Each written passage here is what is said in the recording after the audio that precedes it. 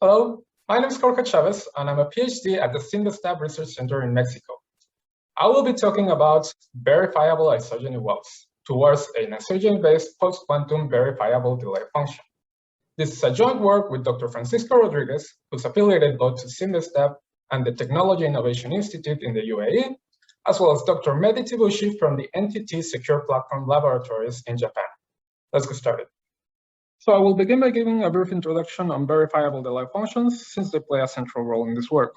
VDFs are a fairly new cryptographic primitive that was formalized by Bonnet, Bonneau, Bons, and Fish in 2019. The core idea here is that we have a function where once we pick an input, the output is going to be uniquely determined, but no one will be able to find out what it is before a prescribed wall clock delay, which we call capital T. However, once someone has computed the output, everyone else should be able to verify it efficiently without repeating the whole computation. VDFs turn out to be very interesting primitives with a variety of applications. So first, consider, for example, the problem of running a lottery, where each player first commits to an input, and then the winner is selected by somehow combining everyone's input. If we use a regular hash function for this, whichever player is the last to reveal their input can quickly predict if they will be the winner or not by computing the hash themselves.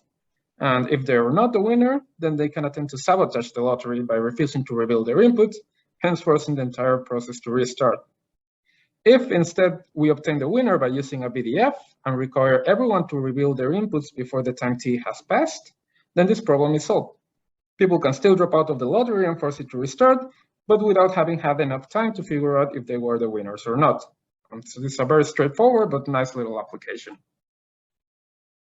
Another example is for randomness beacons, where the idea is that you have a public server that periodically provides random seeds for everyone to use. And the seeds are computed based on some kind of public information. Common sources of public information are, for example, stock prices or transactions in a blockchain. And the concern here is that a very powerful investor may be able to swing the tendencies in a specific way to try and rig the randomness beacon. The solution is, again, to extract the randomness instead using a VDF, so that even if someone can alter the input, they will be doing so blindly because they won't have enough time to predict what the effect is going to be on the output. Okay, and one final example is for proofs of storage. And the idea here is that you have a server who is committing a certain amount of storage and a client who wants to verify that the server has the storage and that they're not using it for anything else. A very simple solution is to just fill the storage with input-output tables and periodically ask the server for the value of the output of the VDF at some inputs. So if the server has kept the table, they will be able to answer each query before the time t has passed. But if they deleted some entry, they won't have time to recompute it in time less than t. Okay, so that's how it works. And proofs of storage are actually very interesting because they have applications for power-efficient blockchains. Let us now give a formal definition for VDFs. And it is a scheme with three algorithms: setup, eval, and verify. And the definition that we're going to use uses an auxiliary proof. So setup outputs the public parameters based on the desired delay. Eval computes the value of the VDF as well as a proof pi. And verify uses this proof to check for correctness. And there are three important properties here. The first one is soundness. An attacker shouldn't be able to produce a valid proof for an incorrect output. Sequentiality, meaning that the output cannot be computed in time less than t. And here it is very important to note that this has to be a highly sequential function so that it cannot be sped up, even with an amount of parallelism that is polynomial in t. And finally, the last property is efficient verification, meaning that verify should take time that is preferably polylogarithmic in t. Okay, and what is the state of the art for VDFs? Well, Bonnet et al. Constructed the very first formal VDF back in 2018, which was based on the inversion of permutation polynomials. And they also showed that given any iterable function that behaves unpredictably, you can actually obtain a VDF by just constructing a long chain of evaluations and using a snark-based proof for the computation, about which I will talk briefly. Then DeFeo, Mason, Petit, and Sanso proposed a VDF in 2019, which is also based on isogenies, so it's a very similar work. However, it does not use the snark verification. It uses a pairing-based verification, which is highly efficient, but unfortunately leaves it completely vulnerable to a quantum attack. Okay, and the VDF that we construct does use snarks, so let me talk about that very briefly. A snark is short for a succinct, non-interactive argument, and it allows us to basically, given any MP language, grab a witness for an element in the language and transform it into a proof pi, which is slightly larger in size, but that can be verified probabilistically exponentially faster than the original witness. This means that snarks can in principle be used to verify any computation efficiently. Although here, efficiently means only in terms of the asymptotic complexity, since current constructions are still considered unreasonable in terms of the overhead. However, this is speaking of universal snarks, which can verify any program, and part of our work is arguing that we can save significantly in overhead by specializing the snark to our isogeny computation. And the contributions of this work are that we present an isogeny-based candidate for the snark-based construction of Von et al., which achieves post-quantum security. And this is the first proposal of a quantum secure VDF that is actually based on a problem that's commonly studied as being post-quantum. And we construct a specialized snark framework that operates at the elliptic curve field arithmetic level for efficiency purposes. The results are that the evaluator is able to compute the VDF in time t, as long as he has about log t to the fourth parallelism, and the verifier can run in time quasi-polylogarithmic, which is log t to the 4 plus log t. Now, to begin describing our VDF, let me give some background on elliptic curves and isogenies.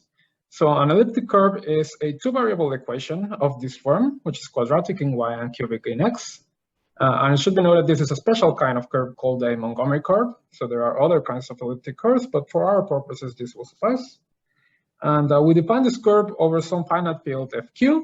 And when we add a point at infinity by working in a projective space, then the points in the curve actually form a group, where the inverse of a point xy is x minus y, and the point at infinity is going to act as the group identity. Haas's theorem tells us that the number of points that lie on the curve is always equal to q plus 1 minus t for some number t whose absolute value is less than twice the square root of q. And we say that the curve is super singular if the characteristic of the field divides this number t. Now, an isogeny is a non-constant rational map between curves.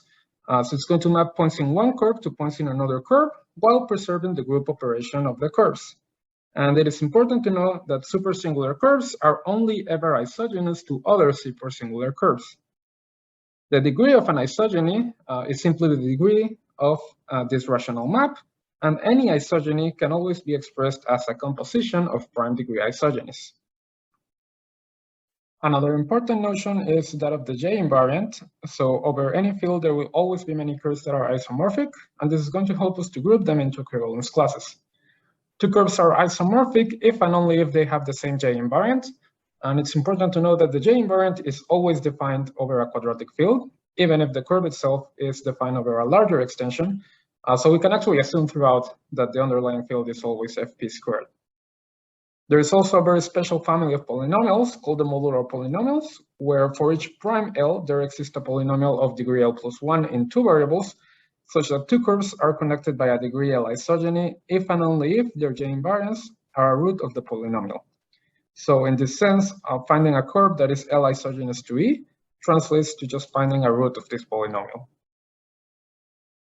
Now, if we construct a graph where each vertex represents the J invariant of a family of supersingular curves, and each edge represents an isogeny of degree L, we obtain what is known as the supersingular L isogeny graph. The size of this graph is about p over 12, where p is the field characteristic. And this is actually a very well-behaved graph because edges are symmetric and L plus 1 regular outside of two special vertices, which are j equals 0 and j equals 1728. So this is an example of a two-isogeny graph over a small field. And you can see how outside of the red vertices, each vertex has exactly 3 edges that are symmetric. And why do we care so much about supersingular isogeny graphs? Well, it turns out that they are what is called a Ramanujan family of graphs, meaning that random walks have an asymptotically optimal mixing rate. So they are very good for doing cryptography, because if you do a random walk, then the curve where you end with ending is going to look random. Now with this in mind, the step function that we use is simply to take a step in the 2 isogeny graph. So the output is going to be essentially that of an isogeny hash function, which was previously proposed by Charles Goren and Lauter. And the whole VDF is going to consist of a walk of length t, but we need to provide an explicit algorithm for taking each step, which can be verified by the snark. And we choose the method of finding roots of the modular polynomial, since it involves only field arithmetic. And a nice little trick that we use is that, remember, edges in the graph are symmetric. So although the modular polynomial is of degree 3, we always know one of the roots, which is just the previous j invariant in the walk. So we can factor out this root to reduce to a quadratic polynomial. And explicitly, the two solutions that remain are given by this expression, which comes down to just computing the square root of this number di, and then doing a few other field operations. So the algorithm for taking a step in the walk is as follows. First, compute di, and then compute a canonical square root of this di. And here, canonical just means that there is some convention for which sign the square root should have. For this, you could use simply an exponentiation, but we suggest using Kong's algorithm, which is a little bit more efficient, provided that p squared equals 19, not 16. Then once you have the canonical square root, you can use some input string to determine whether or not you should flip its sign. And finally, you compute the next j invariant. So in this way, the walk itself is going to be uniquely determined by this input string. And the important thing here is that all of these steps only involve field multiplications and additions. So it's easy to build a snark using a checksum protocol over fp squared. So what do I mean by this sum-check protocol? This is a probabilistic checkable proof that was designed by Lund, Fordnow, Karloff, and Nissen, where we have some polynomial p in n variables that is defined over some ring. And for some subset of this ring, we want to get the evaluations of the polynomial at all points and show that they add up to 0. And I will not go over all these steps, but essentially the idea is that the prover computes a partial sum over all but one variable. So the verifier can do the sum over the last variable himself, and then he assigns a random value to this variable and repeats the protocol recursively, but in one less variable. So in the end, the verifier has assigned random values to all variables, and he only needs to check that the value of the polynomial at some random point is correct. So this way, he requires a single evaluation of the polynomial at a random point, whereas originally he would have required a number of evaluations that is exponential in n. Now, how do we adapt our problem to the language of this protocol? Well, we have to do something called arithmetization, which is essentially encoding the history of the computation into a polynomial. So let's begin by writing t as b to the n for some base b, and let capital B be the set of numbers from 0 to b minus 1. This means that an index in the range of 1 to t can be encoded as a string of length n in base n. And we use the notation that vector I is the string that represents the integer I. So we can construct this very special polynomial called the delta y of x, which is a polynomial in degree by b minus 1 in n variables that is equal to 1 if x and y represent the same integer and equal to 0 otherwise. Now notice that we can embed the set capital B into our curve field. So we can regard this as a polynomial over fp squared, but with the caveat that for points outside of b to the n, it will behave arbitrarily and not like a delta function. So with this polynomial in hand, it is easy to encode the history of the computation in a polynomial that acts as a lookup table. We use the sequence of j invariants to build a polynomial capital J, such that for x in b to the n, j of x equals the j invariant at step x.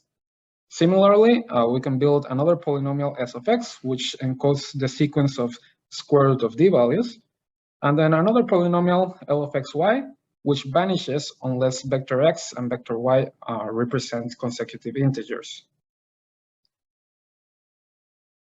Now, going back to our equation for computing the next j invariant in the walk, we can see that verifying its correctness for all I can be put into a polynomial expression. So here we have L of xy and L of yc, which basically ensures that x, y, and c are consecutive integers. And then small s is a polynomial that encodes the choice of sign at each step, and this would be obtained from the input to the VDF. And w of x is a weight polynomial that is randomly chosen by the verifier, such that if the weighted sum vanishes, then it's likely that each term is 0. So with this, we now have a condition that is precisely in the form needed by the sum-check protocol, so we can just plug this in. Now, a few caveats that we have to address. First is that so far we have only checked the correct relationship between j and the square root, but we still have to check the computation of the square root itself. So we would just apply the same procedure to Kong's algorithm. Then a more important issue is that, remember, the sum-check protocol still requires evaluating the polynomial at a final random point. And since we have polynomials that are of degree b in m variables, this will still take order t time, so it's still out of reach for the verifier. The solution is that the prover must also include in his proof a table of values for the polynomial at all points, which is where we start dealing with massive overhead. Then the verifier must take additional steps to ensure that this table of values is in fact consistent with a polynomial of degree b. This is called a low degree test, and you can look at the LFKN reference in the end for more details on this. Now, finally, we have something that is very close to a snark, but of course, sending a table of values at all points is a lot of communication. So what we do is just to encode this table of values into a Merkle tree, and we only send the root as the commitment in the proof. And then we can make the whole thing non-interactive with the Fiat-Shamir transform, which is straightforward. So this was proposed first by Micali in the year 2000, and it was actually the first snark construction, even though he didn't call it that way. All right, and now at this point, I do want to emphasize the important part of our snark is that it uses arithmetization at the field arithmetic level. This means that the lookup polynomials store field elements, for example, the J invariants, and the polynomial relations just verify steps of field arithmetic.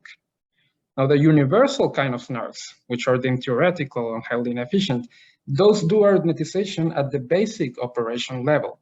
So the lookup polynomials would store, for example, CPU register values, and the polynomial relations would verify each ALU operation. So our insight here is that the verifier is perfectly able to do field arithmetic himself, so you don't really need to do a snark at that level of detail. We believe that this can presumably save a lot on overhead, although admittedly we haven't tried to implement this, so how much exactly we don't know. Okay, so that's about all the details for the VDF. Now let me talk a little bit about the security analysis. And first, I just want to make a note here regarding the soundness property of the VDF. Security is just inherited from the snark construction, and that is all symmetric key crypto, so there's not much to say there. You can see Micali's work for the analysis. But then regarding the sequentiality property, security is either a yes or no answer. So either you can compute it faster than time t or you cannot, but it doesn't really make sense to talk about something like how many bits of security you have. Now, our security is based on something very similar to what the Feo et al. Called the isogeny shortcut problem, which is given an isogeny of degree L to the t, you get some precomputation time, and then you have to find the image of a random point under the isogeny in time less than t. Our problem is only a little bit different because, number one, we don't care about the images of points, but just finding the codomain curve, and specifically its J invariant. Now, this is not a big deal because there are problems with the same complexity. But number two is that we do not allow for the precomputation time, and this is a big deal. So the point here is that the first VDF uses the same isogeny every time, so you can analyze it and do the precomputation. But for us, there is a different isogeny being used every time. Now, despite these differences, there's still the same two kinds of attacks that they present, which are faster isogenies, meaning to somehow perform the walk faster. And then there's also isogeny shortcuts, which means replacing the walk with another walk that is equivalent, meaning between the same nodes, but shorter. So for faster isogenies, we would need to compute an isogeny of degree L to the t faster than order t. And the fastest known method for computing an isogeny of degree n, given its kernel, takes actually the square root of n, which is an algorithm due to Bernstein and others. Now, we may try to compute a single isogeny of degree L to the t, rather than t isogenies of degree L. Even though this is less efficient, this procedure has the perk of parallelizing almost perfectly, so we could, in principle, compute it in time less than t. However, this would require an exponential amount of parallelism, which we deem unreasonable. And if we don't rely on parallelism, then it's always faster to split it into t isogenies of degree L, so there's always going to be order t. On top of everything, we don't actually have the kernel of this big isogeny readily available, so that would require even more steps. Now, for isogeny shortcuts, the question is whether we can find a smaller walk between the same curves, which can be evaluated faster. Now, there is always a smaller walk because the Ramanujan graph property implies the maximum distance between nodes is order log p. And we want p to be the polynomial, in t for the arithmetic to be efficient. So that would also be logarithmic in t. The best known method for finding such a shortcut would be an attack by Petit and Lotter, which is based on the KLPT algorithm, but it requires knowledge of the endomorphism ring. And it takes time that is polynomial both in t and log p. Now, it should be noted that for the VDF proposed by DeFeo et al., this completely breaks their security since you only have to find the shortcut once, and you will break the VDF for all inputs. And that leads them to try to hide the endomorphism ring, but it requires a trusted setup. But in our case, each input leads to a different isogeny, so as long as the shortcuts are not faster than time t, it doesn't really matter. So even this attack is not an issue. Okay, so in summary, we have presented a method for verifying isogeny walks with a snark framework specialized to the field arithmetic ledger. And we introduced the first isogeny-based VDF that is post-quantum with a verification time that is quasi-polylogarithmic. Now, we suspect that this VDF may still fall in the theoretical realm in terms of its efficiency, but it's still an interesting result because it has the right complexities, and also it can just piggyback right on any future improvements of snarks. And for the future, we still want to do an implementation and benchmarking of this protocol to know how theoretical it is. And this should help us in proposing concrete parameters based on the desired delay time. So this is the end of the talk. Thank you very much for your attention.